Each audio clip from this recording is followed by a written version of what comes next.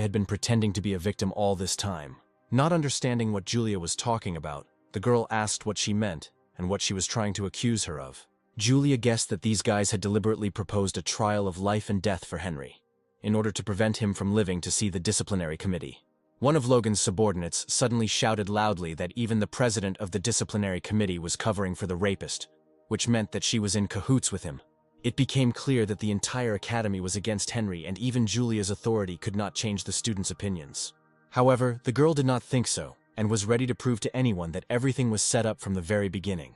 In addition, she was ready to deal with anyone who dared to accuse her of collaborating with the rapist and drag her into this dirty story. And then the energy of anger emanating from Julia nearly knocked the students down at the bottom of the stadium off their feet, and it became clear that she was not joking. It seems that the time has come for the main culprit of all the troubles to come out, because it was he who originally came up with this insidious plan. Edward was determined to stop this absurdity and would not allow students to be harmed by the hand of a man covering for a criminal. It seemed that the two had become irreconcilable enemies from that moment on, and the crowd was now chanting Edward's name throughout the stadium. The guy was looking forward to the opportunity to fight this powerful girl who had been putting spokes in his wheels for all these years. Looking at Julia with a smile, he understood that she would not allow his plan to be carried out, and with each day approaching the trial, she would try to prove Henry's innocence. However, one should not forget that she had bodyguards with strong magical abilities under her command, and fighting her meant going against them.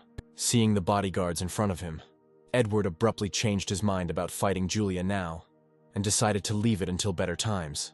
It was good that the master intervened in the conflict, noticing from afar the mana thickening over the stadium, and realizing that a battle was brewing. He arrived with Michelle, and both demanded that the students go back to their places and not escalate the already tense situation. And although Edward activated the destructive energy, he was sure that even without his help, Henry would end today. After all, he already knew that the guy had accepted the offer of a fair fight with Logan, which meant that the sentence had already been passed on him, and he would not live to see the trial. And then Edward slowly approached Julia to quietly tell her about the suspicions that had been visiting him lately. And suddenly the girl heard unpleasant suspicions that she herself had fallen in love with Henry, and that was why she was defending him so passionately.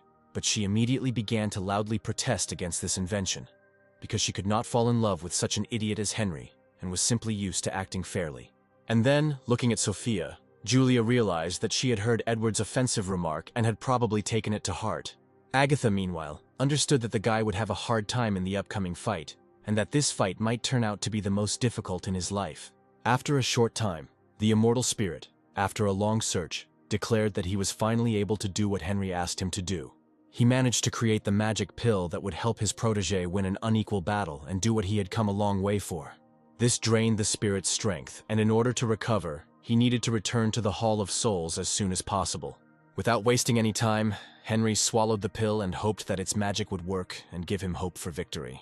And just a second later, he felt a surge of energy, comparable to an instant increase in rank, and he realized that the magic had worked. In the dark isolation room where Henry had been sitting all this time, a bright yellow light suddenly appeared, emitting an incredible amount of mana. It was on this day that he was to fight Logan on the Academy's training ground, where crowds of spectators had already gathered. The stands were full, and Logan hoped that today everyone would see this student finally show weakness. Edward was hoping that he would finally be able to get rid of his thorn, and Rebecca did not miss the opportunity to stand next to such a famous guy. The escorts had already brought the student, who everyone around had recently considered a genius, into the arena of the training ground.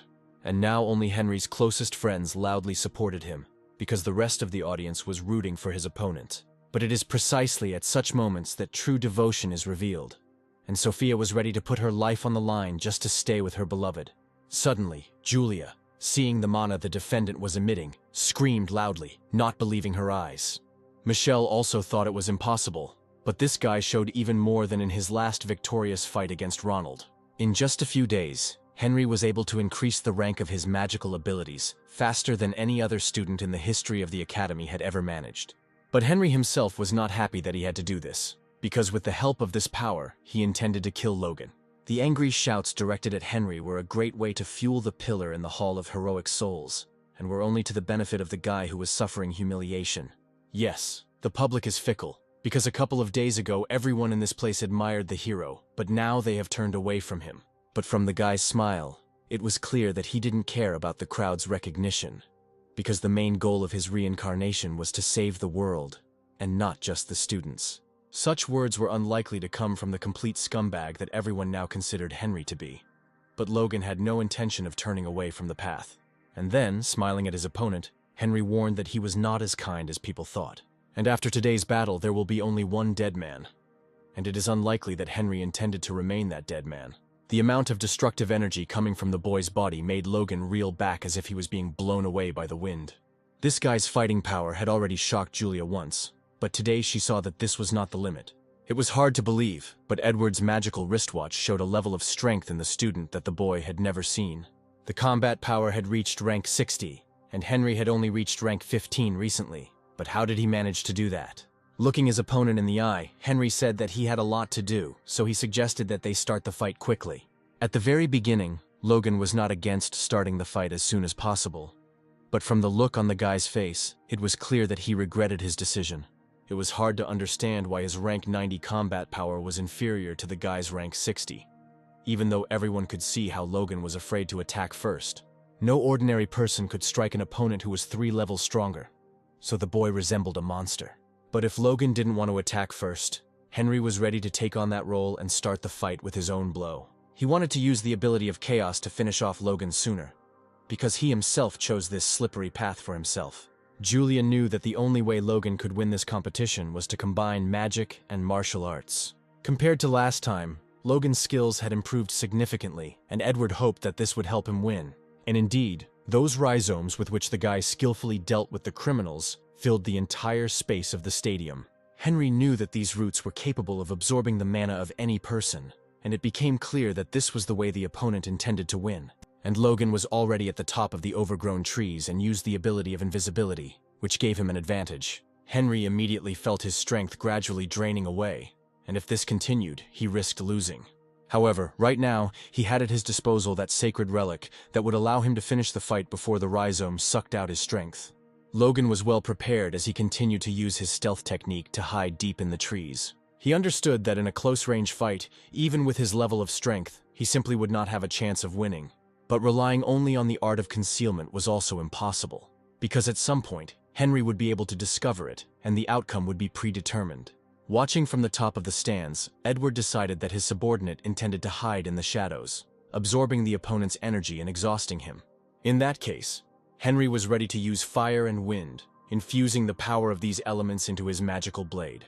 But at the moment when he was filling the sword with mana, an opponent appeared behind him, preparing to shoot a magic arrow at the guy.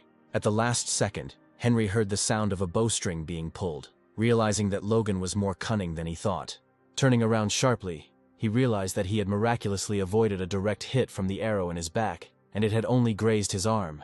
But this was enough for the stands to explode with enthusiastic cries, wishing a speedy victory to their new idol. The audience wanted Logan to fire another arrow at Henry, but this time they wanted the gun to hit him directly in the head. The arrows were very powerful, and if he didn't dodge, it's hard to imagine how serious the wound would be for the guy. True, Logan himself, continuing to pursue his tactics, did not understand how best to proceed and whether it was necessary to continue to avoid a collision. And then, deciding that he had no choice, he used all the energy he had managed to accumulate over the past few days and fired many arrows at once. Still holding his wounded arm, Henry suddenly heard the whistle of dozens of magical arrows heading his way. Time slowed down for him, and trying to feel the trajectory of each arrow, he dodged the onslaught with all his might. From the outside, it looked so dangerous that Julia shouted her next piece of advice to the guy with all her might, although she understood that it was useless. After all, Henry himself knew perfectly well how to act, and deftly managed to dodge even a double shot, and the arrow flew close to his head. The guy couldn't understand how he managed to do this, because it was as if he saw death before his eyes, moving towards him at an unimaginable speed. Logan knew that at this rate he would waste his energy, so he prepared 3 magic arrows at once. The audience was on the edge of their seats, hoping to see the triple salvo finally hit its target and destroy Logan's opponent. It is hard to imagine what was going on in Sophia's soul, before whose eyes they wanted to turn her beloved boyfriend into a sieve, and he heroically evaded it. Jimmy concentrated with all his might on the progress of the fight. Although even if he had noticed something important in Logan's behavior, he would not have had time to tell his friend about it. Michelle understood that there could only be one outcome of the fight, and Henry would either win or die today. If this had happened in Henry's past life, the Empress's power would have surely helped him use the Star Atlas and find Logan. But one cannot rely on the strength of a heroic soul all his life, and now the time has come to show what he himself is capable of. Meanwhile, Logan continued to send a hail of arrows at him, which touched the leaves and whistled towards his opponent.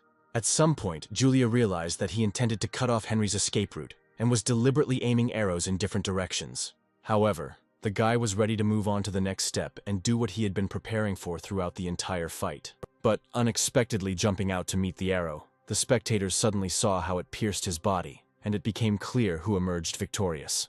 Only Edward immediately realized that the guy had lunged on purpose, and knew from the very beginning that the arrow would reach his body. Julia, although shocked by this scene, knew Henry very well and his desperate moves in difficult situations. And indeed, the guy continued to move towards Logan, as if he did not feel the magic arrow that still remained in his chest. Overcoming the pain, he shouted loudly that Logan could not escape now. He was tired of fighting at a distance, and it was time to meet face to face. Yes, this guy really showed not only magical abilities, but also the willpower that ancient deities showed. Henry continued to fly towards the fighter who was recently considered invincible, but now it was unclear who should actually be recognized as the top warrior. Finding himself in the center of the forest thicket, where there had recently been an empty stadium space, the guy tried to feel the presence of his opponent. Even looking from the height of the upper stands, Julia also lost sight of Logan and tried to figure out where he had gone. Meanwhile, he was already pulling the bowstring and was ready to shoot another magic arrow, aiming at the guy nearby. The bowstring was released and the arrow instantly whistled through the leaves of the trees and was just centimeters from Henry's head. But suddenly the guy smiled, realizing that he had finally discovered the opponent who had been using the ability of invisibility all this time. And the very next moment, instead of celebrating his victory, Logan was pierced through the back by Henry's sacred sword. The spectators could not believe that their idol of the fight today was killed so easily, although a second ago he had completely seized the initiative in the fight. And although Agatha secretly rooted for Henry, she could not understand what had happened and what she should expect in the next second. It was unclear how the guy was able to teleport, because being under the influence of the rhizomes, all his strength should have long since flowed into the trunks. But not wanting to listen to any more of the scoundrel's words, Henry abruptly pulled the blade out of his body to end the conversation and life of his rival forever. Henry had spent the last few days perfecting the elixir, and what energy remained after the alchemy process was directed towards training. And now his friends watched as the boy's efforts were not in vain, because with the help of such preparation, he was able to win the mortal battle. But for some reason, a slight smile suddenly appeared on Logan's face, and he said that he knew about Henry's ability and was prepared for him to show it. However, Henry had no idea that Logan had already acquired the ability to clone, which meant that he had been fighting his copy all this time. And indeed, at the other end of the forest, a bow with a charged magic arrow appeared, aimed towards Henry and the cloned copy of Logan. In fact, the guy was tired of these endless races with Logan, and he understood that he needed to increase the speed to the limit to put an end to them. But the bowstring was already drawn, and Logan was ready to release 3 arrows at once, and it was unclear whether this was a clone or a real person. After all, the spectators saw how 3 forms of the guy appeared at once in the stadium, and each had 3 magic arrows loaded in their hands. Even the Academy Master would not have been able to dodge such a shot, and the girls watched in horror as their friend was able to block the shot. In fact, even at the beginning of the fight, Henry knew who he was dealing with, but he did not expect that Logan would be able to increase the power of his abilities so quickly. Although now he would have been better off thinking about how to reflect the magic arrows launched at one single target, which was this guy. At the last moment, the girl managed to shout to Henry that the arrows were thrown at him from behind, although it was unlikely that this would have helped him dodge. The arrows from one of Logan's clones hit their target and pierced Henry's body through and through, finally putting an end to the duel. When the boy collapsed onto the sand of the arena, he was still conscious, but his hand let go of the sacred blade, because he had no strength left to resist. The spectators fell silent, no longer as bloodthirsty as before, because the fight ended not in defeat, but in the death of one of the participants. As Logan walked down to Henry, he realized that he had fought well, but even his talent would not be enough against a true professional. It is unclear whether the spectators wanted to see a real death, but the upper stands were jubilant, because Charlie's accomplices were sitting there, who wanted exactly this kind of end for Henry. For the first few seconds, Julia did not believe that what was happening was real, and fell to her knees. trying to comprehend what she saw. Michelle bitterly regretted that she had allowed Henry to accept the challenge to a fight to the death, because a little more, and she would have had time to prove his innocence. Only Sophia didn't care whether her boyfriend was guilty or not, because she had lost the man she loved, whom she would have accepted no matter what. Edward finally breathed a sigh of relief, because the main goal of the last days had been achieved, and he had achieved his goal. He experienced a series of failures, as the student showed more and more abilities, but the fight with Logan put an end to their confrontation. For some time, the opponents remained in place, but one of them would not rise again, because this fight was not an ordinary competition. Agatha knew that Henry could refuse the duel, had the right to do so, and it was unclear what he wanted to prove with his consent. She couldn't bear the sight any longer and decided to run away from the stadium to be alone with herself. The girl did just that, rushing down the stairs, unable to hear the cries of the jubilant crowd who enjoyed seeing death. However, Henry was still alive. His eyes were open, although everything around was gradually becoming covered in fog. Before he finally closed his eyes, the guy felt himself moving into another space, which was the Hall of Heroic Souls. And so it happened. After a few moments, he saw two pillars, one of which was almost ready for the appearance of a new soul. Henry watched the mana spilling into the sacred artifacts for some time, and the new spirit was already showing its essence. Soon he saw the face of a soul that was supposed to appear in the hall and perhaps agree to help Henry. The boy looked straight ahead, but the spirit immediately pulled him into his visions so that Henry could live the last minutes of his life with him. The spirit turned out to be a girl whom everyone considered the queen of demons, and the crowd demanded her immediate execution. The village elder was ready for a public execution for the sake of peace of the people, not wanting a new coup in the country. But the girl only smiled, looking at the angry crowd, realizing that it was impossible to kill her with a simple axe. As the sun set behind the destroyed mountains and rivers, she suddenly realized that her life would soon end. This girl was the ancestor of the prehistoric Fox clan, and witnessed the beginning of the Great War in which 3 saints led 10,000 immortals. The girl was among them and, unable to bear the suffering of the people, turned into a queen in order to drive crazy the man on whom the decision depended. She killed officials one after another, but she did not regret it, because her heart ached just from the thought. She was ready to do anything to save the people who now wished her death, and would have dispersed just after seeing her severed head. The decision was made, and the executioner's weapon was raised above her head to end her life with one movement. Henry, at the center of the vision, inside her memories, rushed forward to stop the executioner. But his hand passed through the executioner's face, and the boy saw how blood gushed from the scaffold in all directions. Instead of salvation, he heard the cries of a jubilant crowd,